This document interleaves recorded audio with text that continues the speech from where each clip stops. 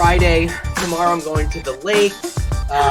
Hopefully it won't be raining. I'm Nick Baldwin. I have my awesome co-host Jesse Newquist. And Jesse, Hi. we're wearing the same shirt. We didn't. I swear we did not plan this. We are wearing the same shirt.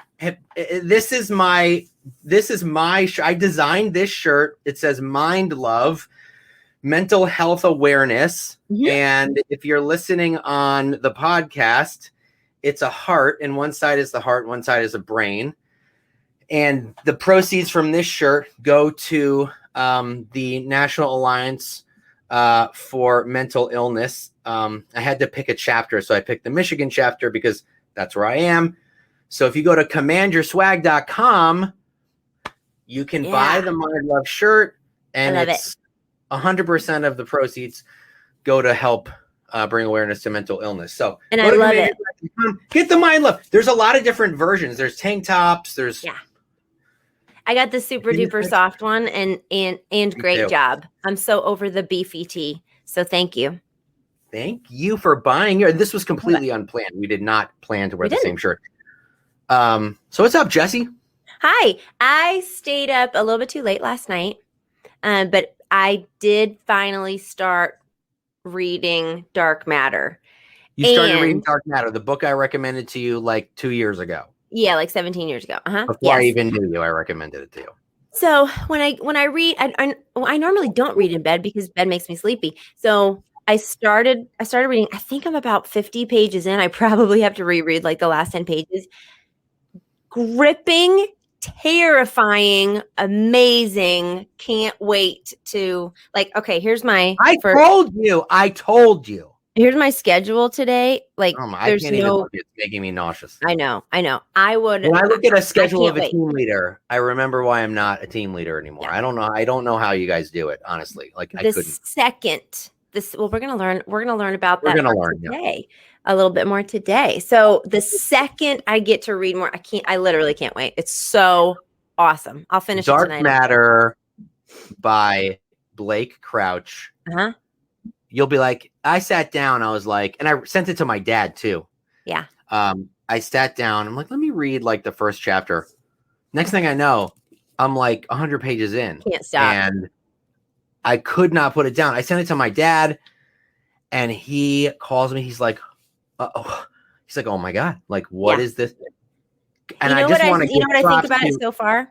It's a would never happen situation that's written so well. It's real. If I tell you what the plot, what the concept is, people are gonna think it's crazy. It's about parallel universes. It's about multiverses. It sounds silly, but it's very much grounded in reality. So it's a big idea that seems so real while you're reading it. And I just want to say, the person who recommended this book to me is the last person that you'd think would recommend this book to me. It was Gary Keller. So if Gary Keller recommends a fiction book, if he recommends a novel to you, you know it's going to be amazing, and it is. Yeah. So if not for me, for Gary, and then email him and say, I read Dark Matter. Nick told me that you said it was awesome, and it was awesome. Yeah. As soon as I'm done with it, we'll email Blake Crouch, and I have to have a conversation with him. I said to Gary, do you know Blake? Because you should email him. Yeah. Because that would be so cool just to talk to. How cool would it be if Gary interviewed a novelist? Like, I would totally tune in for that. I would love that conversation. Love that. You know? I would love that. And by the way, you probably heard of the show Wayward Pines. It was canceled after like 3 seasons. It was on Fox with Matt Dillon. It was about a cop who stumbles into a little town kind of in the middle of nowhere, and he doesn't know how he got there, and everyone's kind of weird. Anyway, it was a show on Fox. But anyway, Blake Crouch wrote the book. There's 3 books, Wayward, and so I started reading the first one. It's very good. Anyway, Jesse, I have some news I need to break to you. I had a physical, my first physical in a while, like at the doctor, and I've got high cholesterol. It's okay. It runs in the family though. It's not like because I eat crappy, because I don't. I eat well. Yeah. And I work out all the time. Yeah. And yeah, my dad has high cholesterol. It comes from Yeah. my dad's side. My dad's parents had high cholesterol, but it's really high. It's like 231 It for doesn't my start with a total 3. cholesterol. It's okay. It's all But right. then my triglycerides are 254. Okay. So the doctor calls me and he goes, so yeah, we're gonna need you to not drink alcoholic beverages. I was like, okay, can we just define Is there what another that plan? means? Yeah, can we define what that means? Drink, like, what's your definition of drinking? You know, what if I'm like Mike Perna who's watching and I just do keg stands? Would that be okay? Or that's totally fine. Keg stands are totally fine. No, but yeah, I went to the grocery store and I bought all of this organic, no cholesterol, low sodium, you know, basically taste free food. I gotta, you know, make things delicious. You know what I Yeah. mean? Yeah. Keep working on it. You know, you can't live unless your heart pumps blood freely. So it's extremely important. And I'm proud of you for taking care of that, and listen to your doctor. It's frustrating because I'm healthy anyway. Like I lost 20 pounds during the pandemic, right? But this is the kind of thing where, and I'm on medication too. They put me on medication for it. It's one of those things where like you can't do anything about it. Like my dad is in great shape. He's 75 years old. He's 6 feet tall. He's like 180 pounds. He's in great shape, and he's got super high cholesterol. My dad looks like he's 55. Like he would know. Yeah, it's amazing. When people meet my dad, they're like, "Oh my god, your dad's in 75."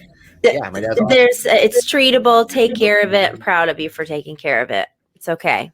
And I don't judge your heart. I don't judge you. I don't. You don't judge my heart because I think I have a pretty good heart. But anyway, I just wanted to mention one thing, and then I know you want to bring something up. But sure.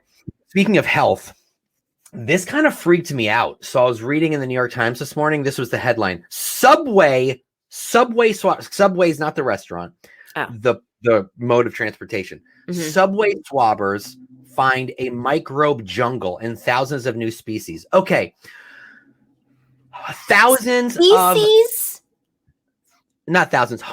of scientists in 60 different cities on 6 continents, Stockholm, Shanghai, Sacramento, Sydney, New York.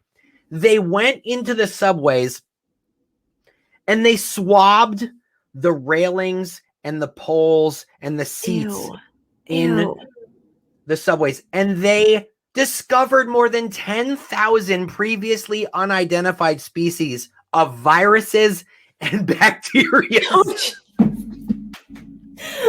gonna die. Welcome to Andrew Morning and Positivity in the Morning. We're all gonna die. But then they said, but no, you shouldn't be worried. There shouldn't be concerned. They're not gonna hurt you. I'm like, okay, we just went through a pandemic. Could you maybe have chosen to release this article like in a couple years? Okay, any super bugs pop out that like I really need to be worried about? Like, what does the article say? Okay, so they collected thousands of samples from 2015 to 2017. They swabbed a variety of surfaces, including turnstiles, railings, ticket kiosks, and benches inside transit stations and subway cars. Hold on, let me see. They found, you ready for this? You're standing up. You might want to sit down. They found 4,246 known species of microorganisms. Fine. Okay, 2/3 of those were bacteria, while the remainder were a mix of fungi, viruses, and other microbes. But that's just the beginning. They also found 10,928 viruses and 748 kinds of bacteria that have never been documented before. Like, wow. They like cross-check these things in like, I guess there's a viral bacteria database, and none of these things are even in there. So there's like a whole species of bacteria going on public transportation. So if you're from New York and New Jersey like me, or you live in a city where there's buses and subways, just, wear a hazmat suit. That's all I'm saying. Yeah. Holy smokes. That doesn't frighten me. It doesn't frighten me. It's interesting. I want to hear about the super bugs that they can't kill. Can they kill everything is my question. Lysol kills 99.9% of everything. So Lysol. If you have the New York Times, I subscribe. It's in the health section. It's like one of the first articles. And I'm like, oh my God. Yeah. Facebook user, the thought of these bacteria has my toes curling. I know. I'm sincerely grossed out. Thank you. Thanks. So anyway. Also, we're all gonna die. Can I say something positive? Yeah, I mean, yeah, you're saying that, the thought of dying from one of 10,000 new viruses and bacteria isn't positive? Yeah, is that what you're saying? No, yeah, that's exactly what I'm saying. Okay, cool. Okay, cool. So there's a lady, her name's Patrice Gordon. She did a TED Talk last fall on this concept of reverse mentorship. And if I can get just super vulnerable with you for a second, I want to define reverse mentorship. It's really cool. And there's a really simple way to set that up. I believe our company as a whole does a really, really great job at listening to our agents. We put agents first, right? And I'm sorry, what were you saying? Can you repeat that? I wasn't listening. I think our company does. See, I was joking. I fell for it. Literal Jesse fell for it. Literal Jesse's back. So our company as a whole does a really great job. If you are in a market center and you have a culture issues or say a talent retention issue or something, pay attention to this. So the formula of reverse mentorship starts with this. Number one, as a leader, we pull our newer people that have experienced the market center into a room and we admit the mistakes of our past. That way we're setting up, they call it psychological safety, to say, what's it like to work here? The magic that happens after that, man, the stories in this one podcast with Brene Brown, it's on the Brene Brown Dare to Lead podcast. It was fascinating. But what she said at the beginning, so that's reverse mentorship. What she said at the beginning kind of blew my mind a little bit, and I'm still thinking about it. She said that around goals and dreams, what you're meant for will not miss you. And so she had a lot of closed doors in her now very big life. And I don't know about you, Nick, but if you've ever had not success in a role or had a door close and all the windows close at once, and it was frustrating, you're not meant for that. It's somewhere in your life. And if you're listening and doing the work, it really does show up. Your passion attracts, right? And so I just loved that. I keep repeating that sentence in my head. What you're meant for, it will not miss you. It will not miss you. So that's interesting. What you're meant for will not. Right. So, right. All right. So, but how is that? If you're leaning into your gifts, okay. Right. That's kind of what I hear in that. If you're leaning into what your gifts and your passions are, if you're paying attention to what gives you energy, that is a very important part of your path. And we see this a lot with real estate agents, right? They'll sign on and we can kind of see it sometimes before they can. Maybe it's not meant for them. Maybe real estate sales is not meant for them. Maybe they're not lead generators. Maybe it's not for them, but they might be like the world's best director of operations. And that's a hard thing for them to accept. And so as leaders, encouraging people to stand up for their unique gifts and talents, I believe is our job. So it's not missing them. Not missing them. I just thought that was so cool. Listen to the podcast. It's Brene Brown's Dare to Lead. I really love the Brene Brown. When she mentioned about, I'm gonna completely butcher this. You're doing a good job. Tell me the thing about the arena, like being in the arena. Yeah. Okay. So that's is it LBJ? If you are not also in the arena getting your ass kicked, I am not interested in your opinion, is Brene's quote. But the man in the arena is it LBJ? Somebody correct me if I'm wrong. Maybe. That is a beautiful speech. One of them historically one of them. Please let us know.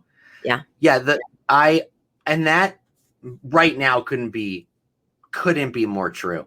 There's so many opinions and people. Oops, my lights behind me just plopped off. My mood lighting just fell.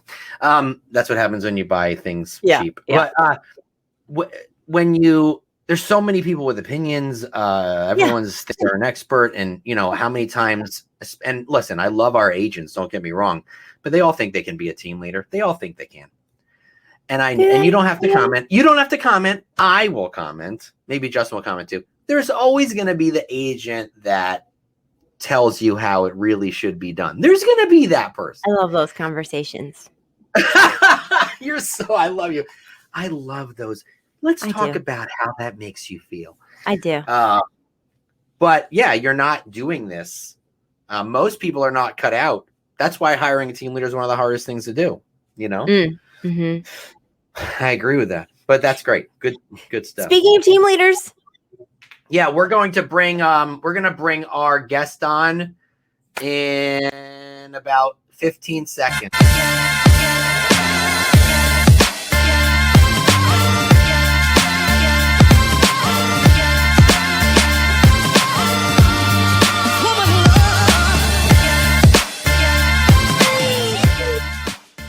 Oh, hey, what's going on, Justin Oliver? Thanks for being here. You know, I was so excited about this. You know, the illustrious company that gets to be on this show, the Linda McKissicks, the Jason Abrams, the Rob Chubbs of this world, and then I get to follow a conversation about world-ending bacteria. The world-ending bacteria that's going to kill us all. So, hey, let's talk to Justin because we're all going to die. So let's talk to this guy. Who's Rob Chubb? I don't know. Who's Rob Chubb? Oh, he was on a couple of weeks ago. I don't know. He had some things to say. He's written a book or something. I don't know. Whatever. Hey, my phone just blew up. This is hilarious. I haven't had this many text messages since my birthday. I just wanted to have Justin on because there's nothing like a soothing British accent first thing in the morning. That's willing to make fun of you. I love it. I'm here for it. Well, another reason is listen, being a team leader is difficult enough, and being a team leader who is not originally, you're not from America, you're from England, you're calling people with sounding differently, right? And I think that those are some of the best team leaders in our company. Resham Sethi out of the Ridgewood, New Jersey market center. She is Indian and she has a very heavy Indian accent. And her market center went from 14 in profit share to now 2 in profit share. And she's recruited four $60 million plus teams last year. Wow. And she's defying odds. And so I think that, whether it's conscious or not, you are, I think, Justin, really you got in there and you're like, I got to do this. I got to prove myself. I got to be awesome. And if a dude with a beautiful British accent cold called me as an agent, I'm listening. I think it's an advantage. Well, He's right. Awesome. No. You see, hold on. Everybody says that. Everybody says that, and it's so funny because this actually came up during an implicit bias training, and I got really angry with the person doing the training about this because it was I said a comment in this training. She was like, "Oh, I really like her accent," and I'm like, "What are we talking about here? We're talking about bias and how that affects people and how you respond to it." It's not just because I call up and I say, "Hi, it's Justin Oliver from Keller Williams." Trust me, that still elicits the "What do you want?"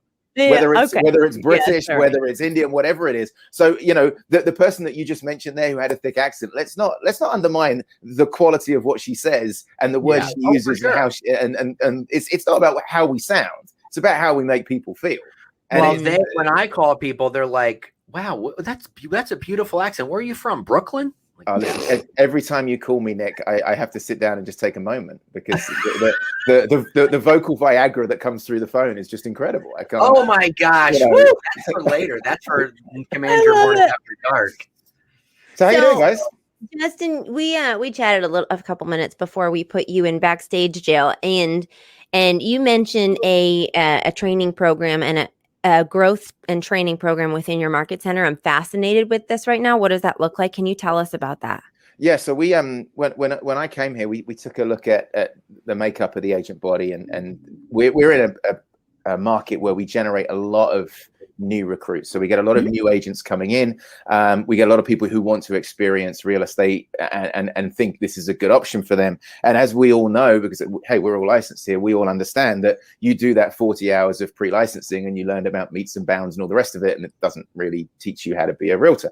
So when I came here, I took a long, hard look at the PC program. We kind of blew it apart a little bit and started again to really provide an opportunity for coaches to come in to our world that was big enough for them and then for them to create a world that was big enough for the amount of new agents that we had coming in. And I mean, it's exploded. Our coaching program is doing about 25% of our company dollar at the moment. Oh, that's awesome. That's huge, dude. Yeah, That's awesome.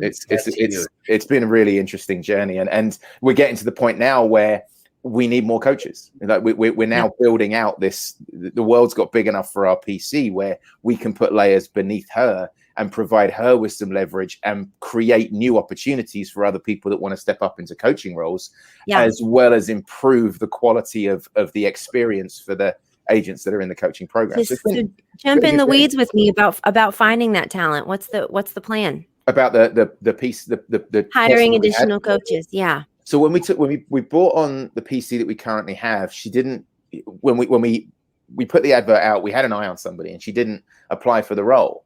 And I called her one day and I said, well, like, why didn't you do this? What's going on? And we had a long conversation and that carried on for a few months. And eventually we kind of outlined the plan and got her on board, and she just excelled. And so now the plan is she's working with her MAPS coach. We're making it known that these opportunities are gonna come in, but this is going to be about her finding the talent as much as it is about us finding the talent for her, because this is her growing her bench, basically hiring her replacement as she moves on and up to other things. Of course. And so, using the tools that the KPA is an amazing piece of kit. We can have I have really open conversations with people that we bring in, whether they're recruits, whether they're people coming on staff. We tell people how hard this is going to be, but nothing in this world is easy. And so it's pretty exciting. We've got a few people that we're talking to about it at the moment, and we're just going to keep expanding this thing. It's great. So Justin's in my region, my Michigan. He's in the Michigan region with me, and at the Royal Oak Market Center, KW Metro, a beautiful market center in a really amazing town of Royal Oak. And in Michigan, there is a lot of competition. There's a lot of boutiques. There's a lot of companies coming in, and Justin, what have you been doing? Especially especially during 2020, to keep your agents engaged with what you guys are doing, because a lot of times when agents aren't coming in, maybe their eyes are wandering because there is a lot of if you're calling, because we've seen brokerages all of a sudden they're ramping up their calling, right? Yeah. So what have you guys been doing over there over the last 12 to 14 months to just kind of keep people engaged and keep retention high? Well, so March of last year, I remember clearly sitting in my living room, watching the news and seeing all these places go into lockdown. I got a text from my MCA, and she said, "Look, what's going to happen if this happens to us?" And I just sent back the text, not if, when. And I remember listening to the governor saying, "Okay, this is it." And so I called my team. I got the executive leadership team together, and I said, "Look, guys, just so you know, all of our roles have now changed. Take your job descriptions, tear them up. I don't know what's going to happen. There is no playbook going into this. Everything has changed." And it was scary, right? Everybody was locked up. Nobody knew what to do. So the first thing that we did was we scheduled a daily 10 a.m. Zoom call. Anybody could jump on, and we're just going to talk about anything you want to talk about, and then we're going to come up with some kind of strategy for what we're going to do just to keep our business rolling through this 2-week lockdown, because it was 2 weeks. 2 weeks. Right. Yeah. 2 weeks became just 2 weeks. Yeah, we'll just give it 2 weeks. We'll reassess it. And then, of course, fast forward 2 weeks, I'm sitting there watching the news, and she's like, "Yeah, we'll try this for another 2 weeks." And I'm thinking, okay. And this is fun. Let's keep going. Yeah, we carried it on, and we carried on these daily Zoom calls, and we took everything. I mean, listen, KWRI squirreled and squirmed and threw resources at us left, right, and center, right? Awesome job. Yeah. Yeah, phenomenal. And so all we did was take everything that they were doing and translate that back to our associates. And so we had a 1 a.m. Zoom, 1 p.m. Zoom, 1 a.m. That's right. 1 a.m. Yeah. Wow. So we got the broker up at 1 a.m. We're like, "Hey, get on Zoom at 1 a.m. Put a shirt on." Yeah. No, we did a 1 p.m. Zoom, like questions with the broker. I got onto the Zoom every day at 10 o'clock, and then we just rotated the care calls, and we were calling every single associate to check in with them, make sure they were okay. But we were using that as listen, you need to call your people as well. You need to be doing what we're doing. This is going to keep you busy, but this is also going to help you to stay in touch with these people, so that, as and when we get out of this thing, you're going to be front of mind if anybody wants to do anything. And it was really funny because I have a bit of a reputation for always being in a suit, and people would laugh, like 10 a.m. on Zoom in my kitchen. I'm standing there in a suit. They're like, well, what are you doing? And I said, well, look, this is really simple. I get up in the morning, I put a suit on, I walk out my front door, around my house, and back into my front door. And now I'm at work. And they're like, wait, are you serious? Dude, I love it. And at the end of the day, end of the day, I walk back out of my house and I walk the other way around my house and I go back in my front door, and now I'm not at work anymore, because that was putting me in the mindset of I'm not locked in my house. I'm up. I'm going to work. Nothing's changed except for a few things in the world, with everything being locked down and a crazy pandemic, and it's awful. But take that out of the equation. Nothing's changed. I'm still going to work. I'm still going to go and do my job. I'm still there for the people that are here. And we just got really energetic about it. We started doing anything we could virtually. What would we have done on a Friday afternoon? And how can we now do it virtually? Trivia, happy hours. We have a bartender who's one of our agents who did like a mixology thing, which anything we could do just to keep people engaged. If we were going to do it in person, how can we pivot and do it virtually? And we just kept plugging in, and we grew. We had a positive net from February of last year every month until this month, which is going to be a positive net as well. I would just like to point out that, first of all, YL, that's YL saying on the chat, you sleep in a suit. Who are you kidding? I know. I put by the way, my big cravat on. If you're watching on Facebook in the command group, please click the StreamYard link at the top of the video so you can connect your account to us, so we can see your name when you. Believe it or not, the only one who followed directions is Mike Perna. That's, believe it or not, I'm shocked. Wait, Mike Perna followed directions? Yeah, that's someone like him. Super dapper. See, you can see Mike's name. Okay, so is Mike Perna is he the keg stand guy? Is that who you were talking about? No, I'm just teasing. Mike Perna is a mega agent in the Michigan region as well. He's a phenomenal expansion agent. He's amazing. I love Mike. Yeah, I'm lucky to have an expansion thing in my office with him. I just want to point out that I was never invited to any of those Zoom happy hours. Just want to point that out. So let's move on. No, we don't need to I have a question. My dad. Can we just skip over Nick's one person pity party? I would just I didn't get today's uniform. I'm in victim mode right now. My dad is 65. He just retired. And so Ian is an avid golfer and would shoot me if I would get a phone call later if I didn't ask you about the history of your golf game. Oh. Hear about it. I don't know this story. Pro golfer. You were a pro golfer, right, Justin? Yeah. Well, so you know how most people, when they're 16 years old, focus on their education and think about what college they're going to go to and all the rest of it. No, not this guy. So I started playing golf when I was 13 as a really good way to get out of school. And if there's any kids listening, just don't do what little Justy Poo did. There's no kids listening. Okay, good. I did not have a good time at school, and it was not a pleasant experience. And so I would do anything I could to get away from school. So I started playing golf, and it just happened to be a golf course across the street. So I could go in, check in the morning, tick the box, and then over the road. So school and me had an interesting relationship, and I thought I was pretty good at golf. And when I came second in the British junior amateur, and so I thought, well, I'll just turn pro. That'll be all right. So at 16, I dropped out of school to play professional golf, and I got onto a couple of mini tours in Europe, and I played 2 tournaments, missed 2 cuts, and I was like, wow, this is really hard. Like, no one told me it was going to be this difficult. Nice. And so instead of being smart, I didn't have any guidance in my life at that point. I didn't have, my dad on my 21st birthday said to me, I always knew your coach was bad news. I was like, dude, why didn't you tell me that when I was 15? Thanks, Dad. He's like, well, you need to make your own mistakes. I was like, yeah, I mean, missing 2 cuts in a row is kind of a big whopping mistake, and I shouldn't have even been there.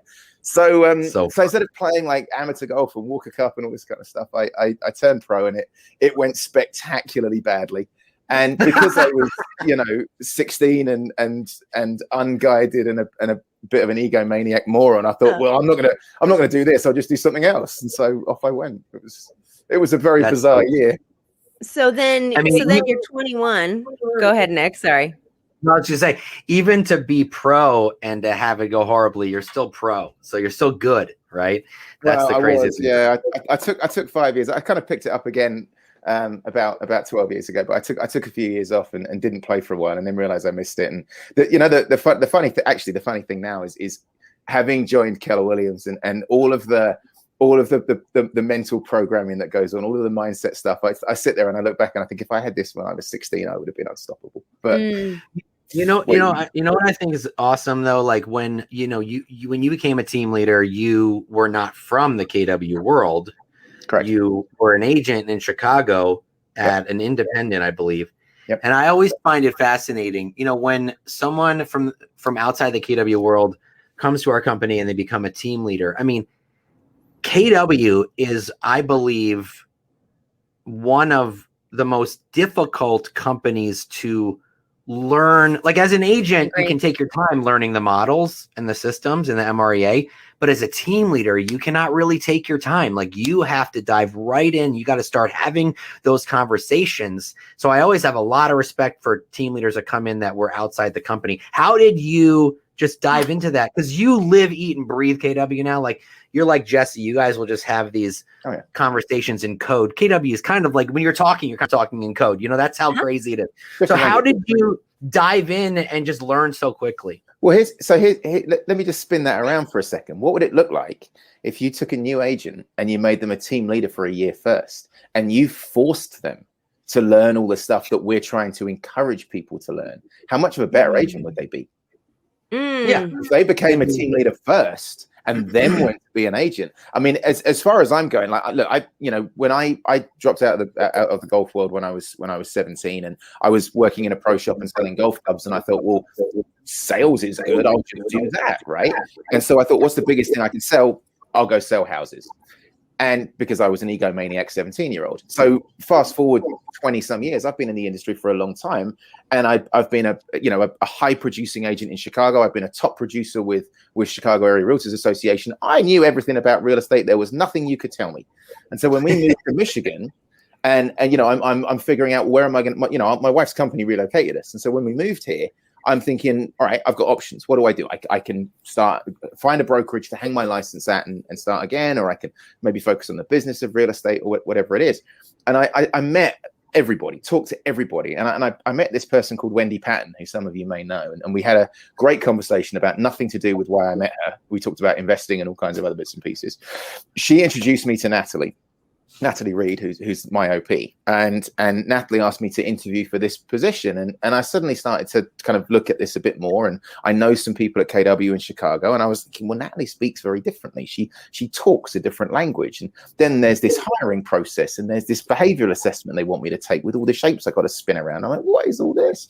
And I spoke to some friends of mine in Chicago, and again, suddenly the people that I'd known for a long time who had joined KW were speaking to me differently, were speaking a different language. And I'm like, this is kind of bizarre and kind of interesting. And so fast forward a few months, I jump in here and I get a copy of the MREA and the one thing, and I start thumbing through these books, and I'm like, wow, I don't know anything.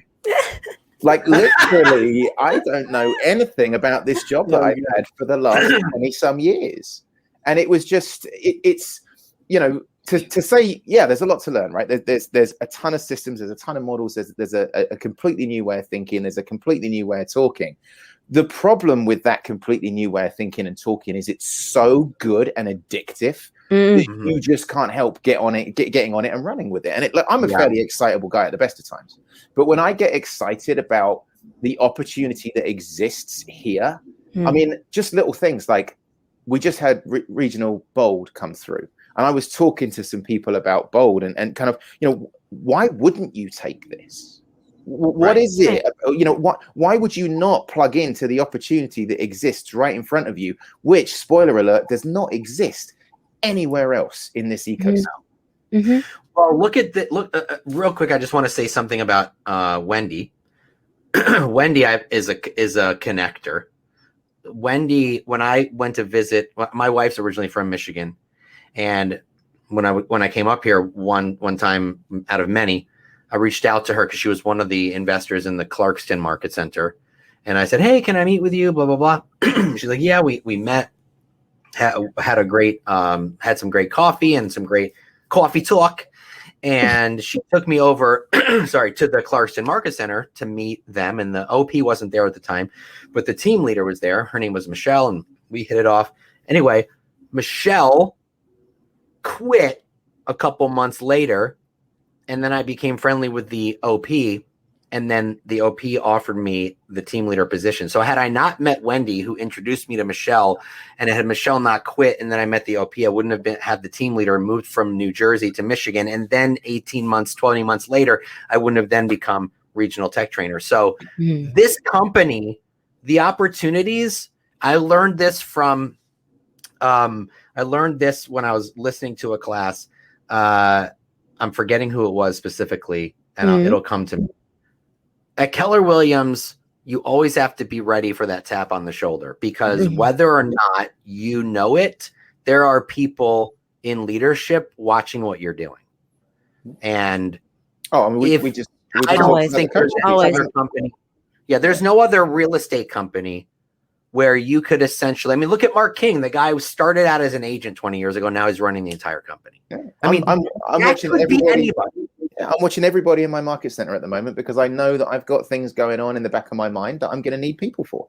We already talked about the coaching program. There's opportunity coming up in the immediate there, but I already know that I've got plans for other things that I've spoken to Natalie. She's got plans for other things that she wants to do. So I'm already mentally building a bench and trying to create those opportunities. But it's just Gary Keller says you measure your leadership, your level of leadership by the amount of leaders that you grow, right? Yeah. So that really is our job. Success. And Justin, I just want to say something about you. Like when I first met you, you came into a market center that at that time was struggling, like not struggling. I have no idea what you're talking about. It was bells and rainbows and unicorns. I want to hear the turnaround story. There was and correct me if I'm wrong. There was a culture problem. Yeah, there was a rift. Right. There was a rift. And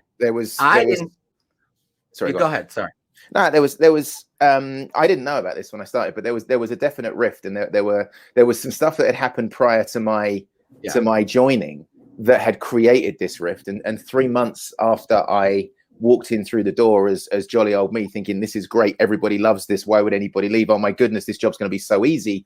I had a mega agent and 170 million in volume walk out the door, and you're crying in fetal position in the corner. You're like, I'm like, what just happened? Like, and now I've got this whole massive split. I've been here for 3 months. The first question that I got asked when I walked through the door is, are you still gonna be here in a year? And I'm like, this is fun.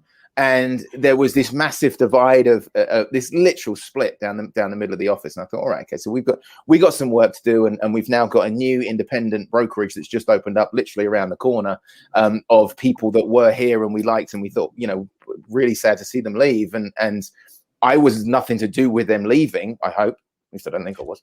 And the whole world, the whole rug was just pulled out from underneath me, because I was literally thinking, as an agent coming from outside of the ecosystem, this is utopiotic. Like, why would anybody leave? And suddenly gone. And I just wanted to say that I think what you've done over the last 2 years is incredible. Like when I first met you, the first time we met at Bold in person. And by the way, this was Logan Wirt in the chat that says he almost got arrested for watching Justin too close. Logan, what's up? Miss you, buddy. You don't call, you don't write. Anyway, cool, yeah, I was going to say that, when I first met Justin and he told me, because I had heard that there was a new TL, and he went there. You said there were 6 TLs in 2 years or something. Yeah, the 3 years before me, there were 6. Okay, imagine how that feels for your agents, not knowing who's going to be at the helm next. Yeah, that's a tough spot for them. I called one of my top 20%. I remember this, and I was almost crying to my OP, and she said to me, "Oh, don't worry, she's a friend of mine. I'll smooth it out." But the first thing you do as a team leader, you come in, you want to get into a relationship with the agent, so you're calling your top 20%, trying to set up a meeting. And I called this one agent, and I'm like, "Hey, it's Justin. I'm the new team leader." She's like, "Cool. If you're still here in 3 months, call me back." And just hung the phone up, and I was like, it was the first phone call I'd made. It's not just that though. Like when you're making your calls to agents at other companies, they're like, wow, you guys burn through TLs, team leaders over there. Like you get that from them too. You almost have to prove yourself to the agents outside your company that you're not going anywhere. And so when I first met you at Bold, going into a market center that is going through some turmoil, that can be a very daunting experience. And I just want to say, like, the Justin that I met 2 years ago versus the Justin I met now is like night and day in terms of your mental, your mindset. Like you're very positive and motivational and inspiring now. And I think at first you were just going through a lot. And as team leaders, we like to talk to each other. and just tell each other what we're going through, because we're the only ones that can really relate. So I just want to say I'm proud of you for where you've gotten and that you've stuck to it and you kept going. And I just think, like, if you've known Justin for the last couple of years, he's a very different Justin than he was 2 years ago. So I'm happy and proud for you, buddy. Can I just turn my camera off and cry a little bit? You may. That was so sweet. And your OP, Natalie, who was the regional director when I was RTT, you could not have a more supportive OP. Like, she's just so awesome. I mean, I'm sure that there are OPs out there who, the second you walk through the door, are handing you a piece of paper, and on it just says like 40, 10, 5. Do that or do that or get out. And I didn't get that. I got look, make friends, get to know the agents, make friends, build the place back up again. And you know, we had that decimating loss. I mean, and I remember sitting in a regional meeting and seeing the net minus 63 on the board as Metro was right down the bottom of the pile, and I was literally sitting there thinking, well, there's only one way I could go from here. We can laugh at it now. Yeah, no, but I was sitting there thinking, minus 63. That's got to be a 6 or a 3 in the wrong place. That has to be right. That can't be right. What are we talking about? I've never been bottom of the pile at anything except for professional golf. I was pretty low on that totem pole. But like, it was. I appreciate everything you said, Nick, but it's not about me, and it's not about. I know that. I'm just saying you have turned into a different person for the better than 2 years ago. I'm just saying it's noticeable. If I've noticed, everyone's noticed. So, and it's definitely not about you, but I have seen what you've done and how and who you've become, and it's just cool to watch. Well, thank you, but you know why? And honestly, I taught you everything you know. Well, exactly. I listen to you. No, but my wife said the same thing as well. Whenever she's got a problem at work, she's like, "Dude, don't coach me, just listen." I'm like, "All right, fair enough." My God, my wife's hard. It's hard to turn it off. Yeah, she's like, "I just want to vent. I don't need a solution. I don't need you to create a path for me to do anything. Just shut up." There should be a club for like husbands and wives of team leaders. really, yes. No, but look, it's because I've noticed it as well. I think differently now. I'm extraordinarily positive because I view everything so differently. And honestly, somebody, a former team leader who's now a PC, Amy Osterbeck, she said this to me when I first joined. She handed me a massive bottle of bourbon, and she said, "Look, Keller Williams it's not about who you are, it's who you become." And at the time, I thought, well, that's a bit hippie talk there, but okay, fair enough. Am I supposed to become an alcoholic? Right. I looked at it, okay, like, go hug a tree. Yeah. So you're telling me to drink this and whatever. Yeah. Anyway, but what, it all made perfect sense now, because firstly we had to get over some humps and medicate a little bit, but it really is about it really is about who you become, and I am so thankful for being forced to take things that as an agent I never would have taken. Mm-hmm. Like, I wouldn't, as an agent, if you'd have came to me and said, "Hey, there's this program, it's called Bold, you should take it," I'd have been like, "Why? I'm busy. I'm making money. Why do I need to do that?" Right. But you're like I said earlier, what does it look like if you take an agent and force them to be a team leader and force them to do these things? I was forced into it, and I went into it in a kind of a, well, it's my job, I've got to do it kind of way. And then you go back and revisit it, and you're like, this is really powerful stuff. And I mean, if I take one thing from everything that's gone on with KW, the one thing that actually really resonated with me was the 6 personal perspectives from the one thing. Because that applies to everything in life. Everything. If you commit to those 6 personal perspectives in every single aspect of your life, it will literally change you. And just from number 1, self-mastery, commit to self-mastery, understanding that there's something you don't know, and how can you find a model to better that? Who can you follow who's done it better? How can you learn about it? And listen, it's okay to not know everything. It's okay to hold your hand up and say, there are things that I don't know and I don't do well. Like Nick, you're a creator, you're an inventor, you're a visionary. But I mean, there's got to be somebody behind you to make that happen, because I'm not good at it. I think of things, but I'm horrible at implementing things. Like, that's why Jesse's here, because Jesse is an implementer. She makes things happen. So I need that person. Like I can think of cool things to do, but then I need the help getting those things done, because then my brain doesn't work that way. Well, so Because you're purposeful. You're purposeful about the fact that you understand you need something else in your life, and it's that whole 6 personal perspectives thing. You've mastered the fact that there's you're not 100% of everything. You know that. You're smart enough to be purposeful about getting the who to fix the issue or issue's the wrong word, but you know what I mean. The thing that isn't quite there where you want it to be. You've got leverage around you to help elevate everything. That applies to everything. Mm-hmm. Honestly, right. And don't laugh. I'm a better golfer now because of the 6 personal perspectives. Really? I shot 2 under par on Sunday. I just wanted to get that one in there. Nice. Slow clap. Yeah, thanks. I do want to ask you. You said you had written that when you were 21 years old. I think this is such an important topic right now. That when you were 21 years old, you suffered from burnout. Can you tell me about that? Yeah. So 17, I leave golf. I get into real estate, and I start in the mail room, because this was in the late 90s when we still mailed things to people, and like print and all the rest of it, you know. So I was in the mailroom, and eventually I got out into the mailroom onto the sales floor because somebody was sick and something needed to be shown. So I went and shown it and sold it, and people started to look, and got out into the sales, and I started getting phone calls. I started getting recruited and headhunted. And at the time, I'm like, how much? What you got? And I ping-ponged around, and eventually I got headhunted up into London. I was 19 when I moved to London, and I was earning, like 6 figures at 19 years old, when 6 figures was a lot of money in 1999. Wow. And so, you know, I was working really hard, and I was doing everything that a dumb 19-year-old with too much money shouldn't do. So the candle was burning at both ends, and in the middle sometimes.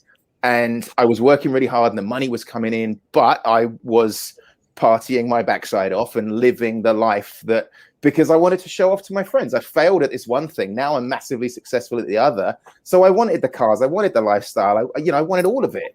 Mm-hmm. And at one point, and I remember this very clearly, my sister-in-law took me out for coffee, and we went and sat in a park in London. And I'll never forget it. She looked at me and she was like, "Dude, you look like shit." I was like, "Wait, what?" And she was like, "Because I was tired. I knew I was tired, but this is what you do. You work hard, right? Work hard." And she was like, "You look like shit." And I went back to work, and I started thinking. And the next morning, I didn't get out of bed. And I couldn't physically get out of bed. I'm like, people are noticing things. This is weird. I don't like it. I don't like what I'm feeling. The next day I went to work, and I couldn't pick up the phone. Mm-hmm. I just couldn't do it. And I was tired, and my shirt wasn't ironed, and nothing was clean. And I just looked around, and I just felt bad. So my then boss told me, just take a few days off. So I took a few days off, and in those few days sold everything I owned, bought a plane ticket to Australia, and left. So Whoa. 2 weeks. You said you went to Australia? Yeah, 2 weeks after I had coffee with my sister-in-law, I was on a plane to Australia with no plans. I'd sold everything I owned, a couple of bits and pieces in storage, and I went.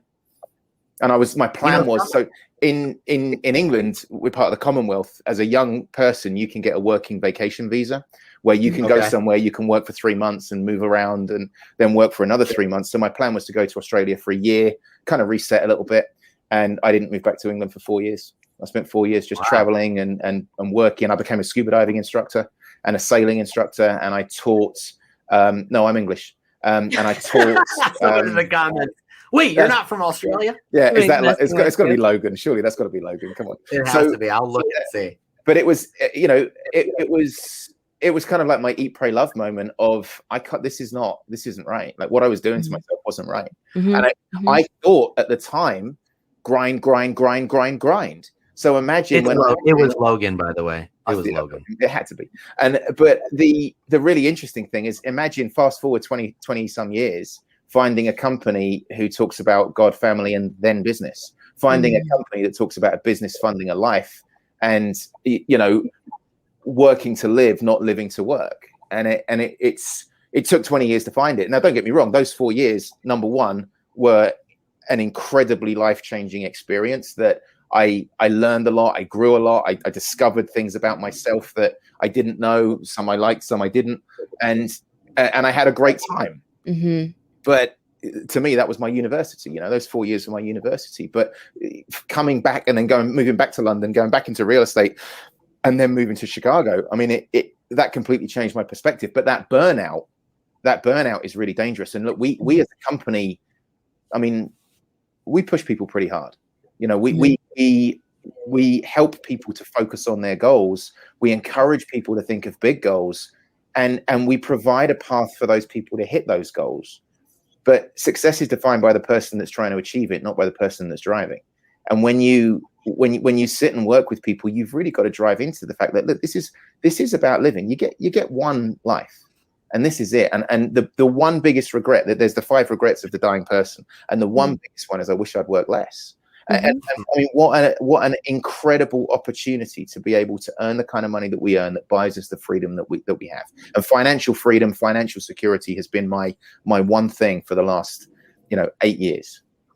It's so cool. And of course, KW has a model for it.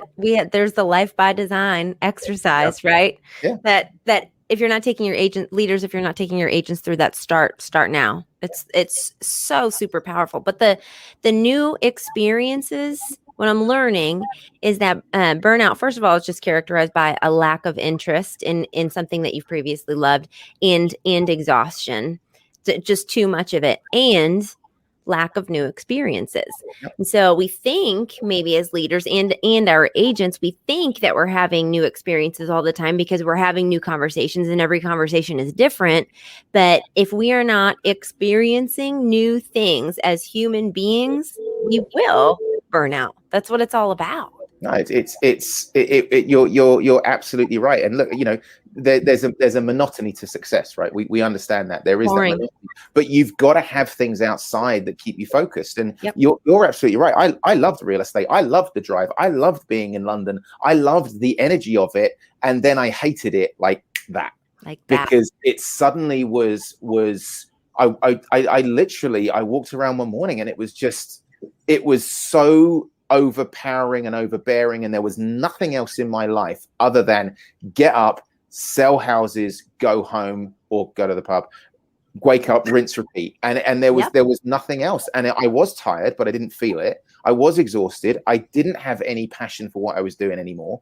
And it went.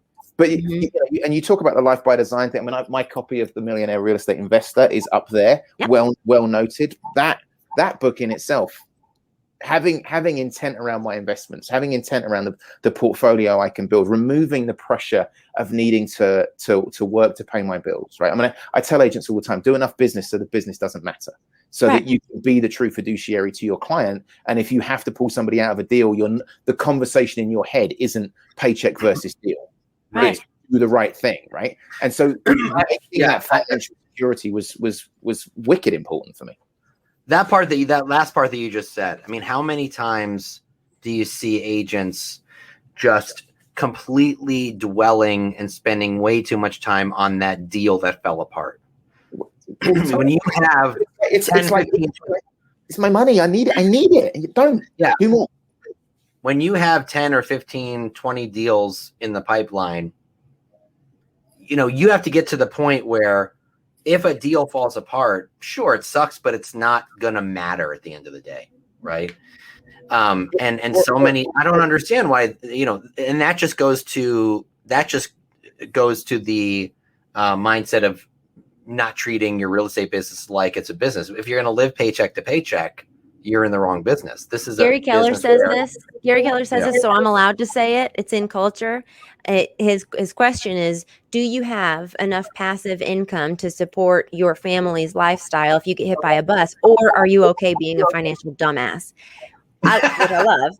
Which I love. And if we're not focused on that, if that's not an arm of our focus, if not our one thing, then what the hell are we doing?